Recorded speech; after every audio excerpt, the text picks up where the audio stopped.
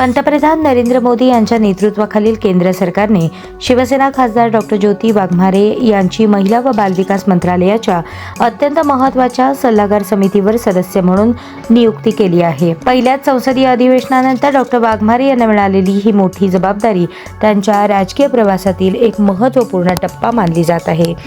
भारतीय संसदीय कार्य मंत्रालयाने 17 ऑगस्ट 2026 रोजी जारी केलेल्या अधिसूचनेद्वारे या नियुक्तीची घोषणा केली। मुख्य नेत्यांच्या हस्ते पत्राचा स्वीकार या महत्त्वपूर्ण निवडीचे अधिकृत पत्र शिवसेना मुख्य नेते आणि महाराष्ट्राचे मुख्यमंत्री एकनाथ शिंदे यांच्या हस्ते स्वीकारण्यात आले। यावेळी मुख्यमंत्री एकनाथ शिंदे यांनी डॉक्टर ज्योती वाघमारे यांचे विशेष कौतुक केले आणि महिला व बालकांच्या सक्षमीकरणासाठी त्या राष्ट्रीय पातळीवर उत्तम कामगिरी करतील असा विश्वास व्यक्त केला। पहिलेच अधिवेशन आणि मोठी जबाबदारी राज्यसभेचे सदस्यत्व मिळाल्यानंतर पहिल्याच अधिवेशनात डॉक्टर ज्योती वाघमारे यांनी आपल्या अभ्यासू वृत्तीची चुणूक दाखवली। याचीच दखल घेत मोदी सरकारने त्यांची महिला आणि बालविकास मंत्रालयाच्या समितीवर सदस्य म्हणून नियुक्ती केली आहे।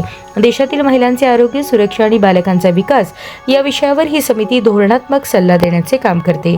या नियुक्तीबद्दल डॉक्टर ज्योती वाघमारे यांच्यावर राजकीय आणि सामाजिक स्तरातून अभिनंदनाचा वर्षाव होत आहे।